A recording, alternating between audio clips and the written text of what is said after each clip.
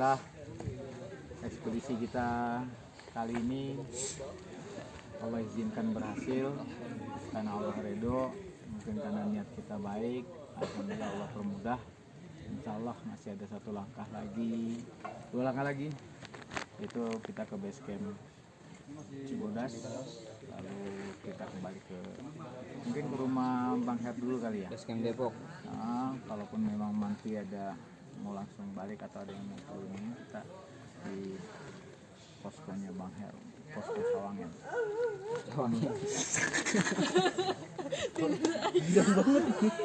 Itu kan juga orang itu. Oh, Depok. Di terminal. Poncak Tangerang. Posko Sawangan. Jadi nanti dari posko Sawangan kita lihat estimasi jamnya. Kalau memang memungkinkan teman-teman balik langsung atau memang istirahat di sana, nggak apa-apa. Terus ekspedisi kali ini saya nilai pasti ada pembelajaran dari itu semua. Latsar Pinsa 2 sebetulnya memang dihadirkan buat teman-teman untuk belajar dari alam.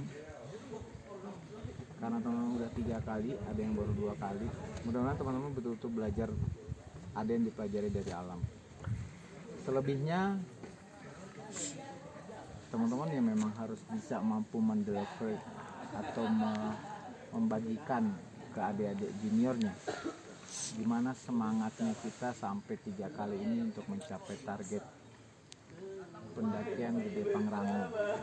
Kita harus 3 kali melakukan ekspedisinya untuk mencapai judulnya Latsar Pinsa 2 itu pendakian Gede Pangrango. Mudah-mudahan Latsar Pinsa 2.2 bisa kita perbaiki dan memang cukup sekali saja untuk Gede Pangrangonya judulnya, atau memang kita ganti memang cukup untuk gede aja. Ya, evaluasinya tolong Ojan sampaikan tulisannya, evaluasinya apa saja, biar nanti menjadi bahan khusus untuk Ojan karena menjadi senior junior yang paling senior. Tolong mulai minggu depan sudah start latihan fisik sampai tahun depan. Jadi nggak ada alasan lagi. Dua kali ikut ya kayak. Timbus. Di sini tuh kiri kanan tuh. Ya. Karena kalau Bang Ojan besok menjadi pimpinan ekspedisi, saya minta pimpinan ekspedisi itu memang yang di depan, tidak lagi di belakang terus. Pembagian tugasnya sudah harus real. Targetnya sebetulnya Latsar Pinsa 2 itu melahirkan pemimpin yang betul-betul memang pemimpin, yang ikut pendakian itu bukan cuma ikut-ikutan. Kalau cuma modal ransel, punya uang, berangkat mendaki bisa, semua juga bisa. Tapi bagaimana ini bisa melahirkan kepemimpinan? Artinya dari mulai awal sudah langsung di plotting, di program, baik mulai fisiknya, perlengkapannya, materinya, bahkan bisa ngeliding ROP-nya. Harapan saya materi yang disampaikan itu betul-betul mengena dan betul-betul bisa ditinggal. Target ekspedisi itu, para senior itu sebetulnya cuma berada di lokasi Badak, Puncak, kedua Puncak itu duluan. Selebihnya junior itu berangkat sendiri. Terserah dengan pimpinan ekspedisinya. Mau bagaimana caranya nyampe Cibodas itu urusannya siswa Latsar Pinsa 2. Targetnya itu. Makanya teman-teman hadir di sini sebagai senior. Harapannya udah bukan lagi sebagai peserta, tapi betul-betul udah bisa nge-leading, udah bisa memberi contoh adik-adiknya besok. Karena kalau itu udah terlahir dari Latsar Pinsa 2, artinya materi Latsar Pinsa 2 itu udah betul-betul melahirkan menurut saya kepemimpinan lah. Karena nggak mudah untuk bisa memimpin ekspedisi sampai ke pegunungan ini dengan tanggung jawab resiko yang dipimpin itu, artinya nggak cuma sekedar berangkat, tapi udah mikirin manajemen logistiknya, manajemen perjalanannya, semuanya sudah dipikirkan. Nah, harapan saya tahun depan keterlibatan saya sudah 0%. Alvin tolong bantu bertanggung jawab penuh untuk hal ini, sudah langsung dari awal nge-plotting, merencanakan, bahkan mengevaluasi perencanaan dan pelaksanaannya. Dari mulai melihat SDM-nya, mengevaluasi SDM, mengevaluasi kekuatan, peralatan, semuanya itu sudah totali programnya Dewan, harusnya seperti itu. Karena ini program Dewan, bukan keinginan saya harusnya. Jadi Dewan kalau memang mau ya betul-betul dilaksanakan. Dewan yang betul-betul mengorganize sampai pelaksanaan pendakian ini terjadi gitu, jalan. Jadi nggak cuma disuruh-suruh lagi.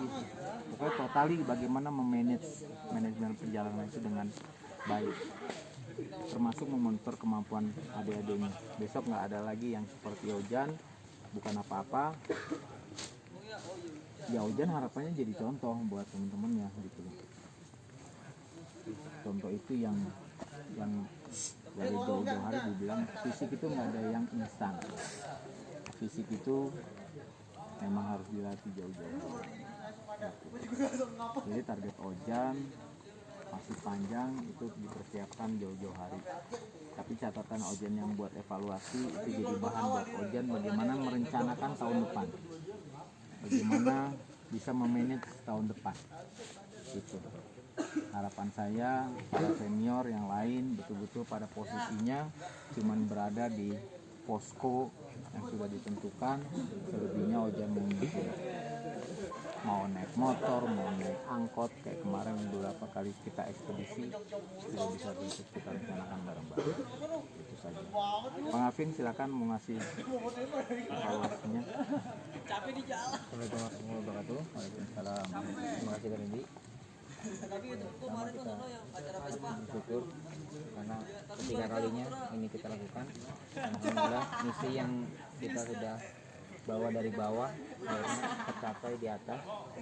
Misi yang dimana sebelumnya belum bisa tercapai, tapi ya berkat ridha Allah juga, berkat ridha orang tua, berkat semangat teman-teman, kita bisa menyelesaikan itu dulu.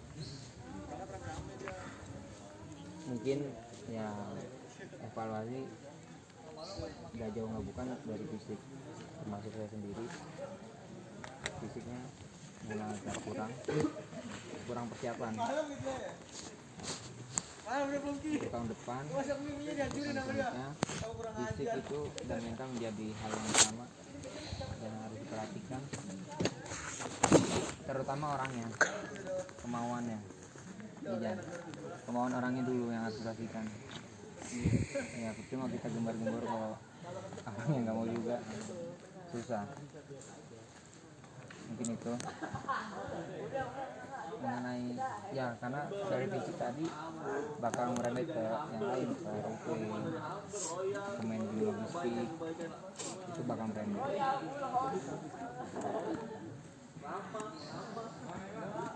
Mungkin itu Kak. Sekian. Ya, Ojang kalau bisa target programnya tetap di bulan Februari.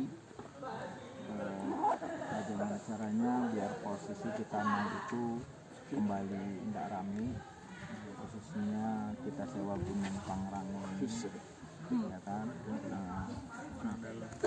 Ya biar teman-teman lebih nyaman nanti posisinya di sini. Kita kalau nanti maksudnya kita rencana lagi nanti. Yang jelas hari ini penuh bersyukur. Ingat setiap pendakian, kalau yang saya boleh sampaikan, bukan untuk menggaya-gayaan, bukan untuk sombong-sombongan, tapi perjuangan kita untuk menikmati ciptaan Allah yang begitu susah payah kita capai, begitu penuh perjuangan kita raih, ya kan? Itu baru keindahan di dunia.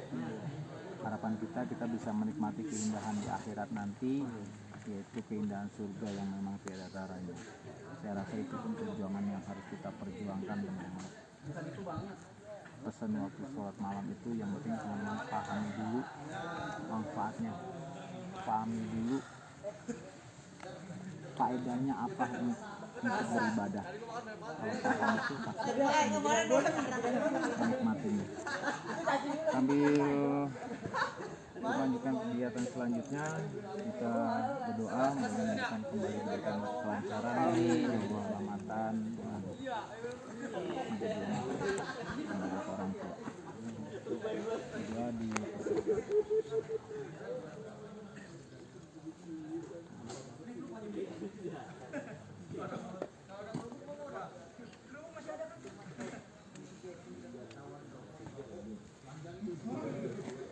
Amin, amin, ya Rabbal alamin.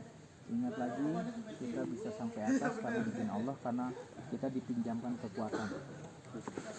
Semoga kita sampai bawah juga, Allah izinkan kita dipinjamin lagi kekuatan bisa sampai bawah. Minta izin sama Allah untuk bisa sampai bawah karena kita cuma minjam doang. Alhamdulillah, semoga kita bisa udah.